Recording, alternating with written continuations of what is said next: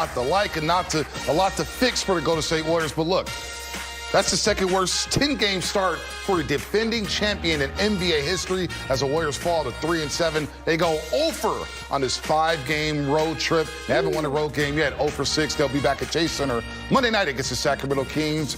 We're going to talk all about it here on Warriors Postgame Live, presented by Toyota, with the Hall of Famer Chris Mullin, NBA champ, and former Warrior Festus Ezeli. I am Bonte Hill. A lot to like, though, from the baby Dubs. Jonathan Kuminga, we got a little Anthony Lamb, Ty Jerome off the bench. Some positives to take away from this one, Festus. Absolutely. You have a game like that. When you come into a game like this, you have the young guys playing.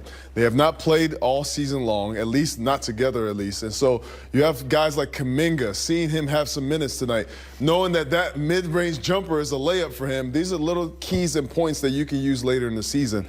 Ty Jerome, I love to see his pace of play. He's never rushed. He's making the right decisions, right reads. Shot maker and Anthony Lamb. Honestly, there's a lot of things to take away from this game that were really good. The turnovers were one of the things, but that just comes with playing. And I think those guys they got their shine tonight, and they got a chance to compete, and they did a very good job tonight. Yeah, I think it was a very well-played game. They took a team, the Pelicans, who we all think is going to be a top-6 team in the NBA. They made them put their starters in the second half, and they had to win this game with a good performance. Yeah. The Warriors had a lot of players play well. As Festus said, points off turnovers with 36-18 in Pelicans' favor. In turn, Pelicans got 10 more field goal attempts. But again, I thought most of those mistakes were out of aggression, being aggressive in transition, trying to use your athleticism. Thought they did a good job on the boards overall. So I think after tonight, I got to think individually those players have gained confidence. And I think the coaching staff saw a lot of positives that they can plug in on Monday when the veterans are back. All right, let's take a look at the fourth quarter tape tonight as the Warriors. They went on a 14-5 run. They cut it to 3 there, 95-91 here. You see Ty Jerome bringing up the ball. Anthony Lamb popping out. Ty Jerome, a nice crafty player here. They call him Milk, but Mully, man, this kid can play. 18 points off the bench, 7-12 from the floor. Do you see JP here? Look, he struggled a bit. We'll get to him in just a second. Ty Jerome. Ty Corner. Jerome. Can't blame him. 3-ball corner pocket. Stop blaming him. He had a tremendous game, 16, 6, and 5. No, you see Ty Jerome again with a nice snippy pass to Kevon Looney. Absolutely, and that was one of the things. I think Kevon Looney was one of the guys, trying to get him going as well in the second half. That was a great play by Jay Poole and Ty Jerome. This was a big-time shot by Jordan Poole to cut it to 3.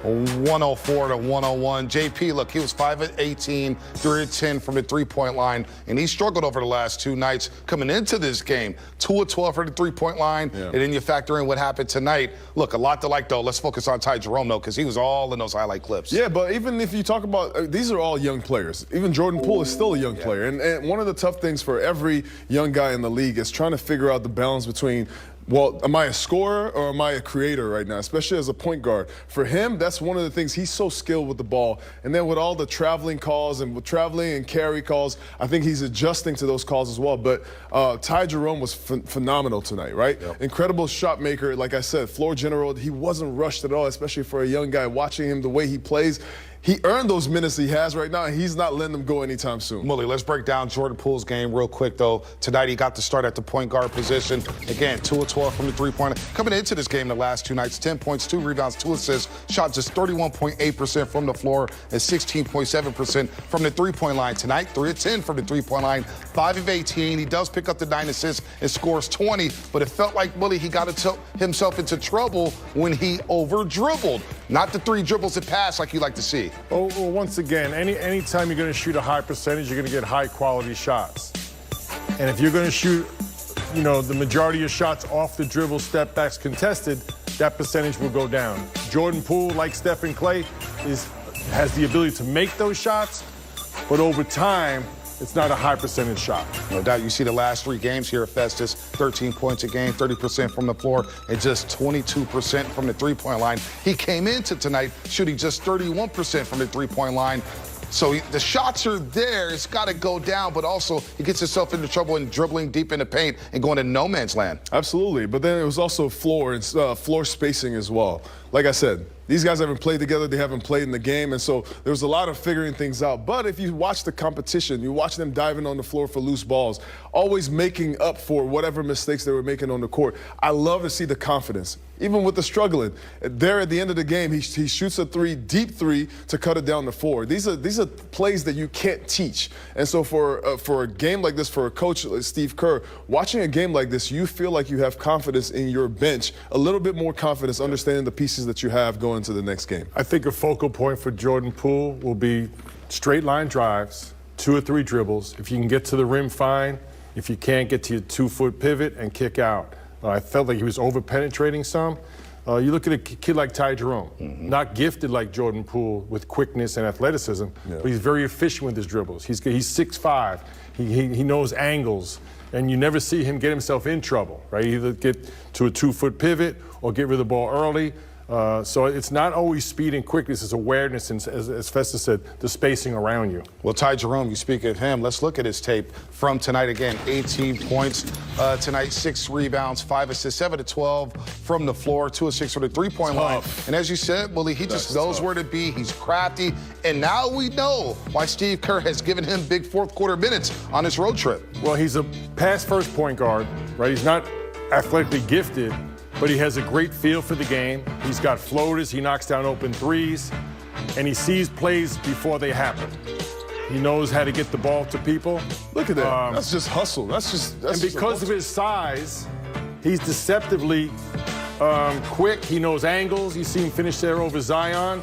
And this is a big add to his game, knocking down the open three-point shot. He's been doing a great job offensively here, but he's a really high IQ ball player. He played at University of Virginia. He's had success there. Played at OKC. So he's been around the league. I saw him in high school. He's always been a really gifted player. But this, to me, is the perfect system for him. I think winning shows in every facet of your game. Whether you're a guy coming off the bench in the NBA or even in college. He was a winner at Virginia, and now you see it in his game. You said this is why Steve Kerr trusts him in the crunch. No, he showed that in the first quarter, the second quarter, the third quarter. He just does the right things in the game. Taking care of the ball. These are some of the things that the Warriors have been struggling with. So having a guy come off the bench who's not playing a lot of minutes, so when you plug him in at any point in the game, you know what he's going to give you. He's going to give you a good shot. He's going to create for his teammates, and he's going to take care of the ball. So these are the things that you're seeing in his game. As the team is trying to figure out who's coming off the bench, him and Moses Moody have become really stable pieces for the team off the bench.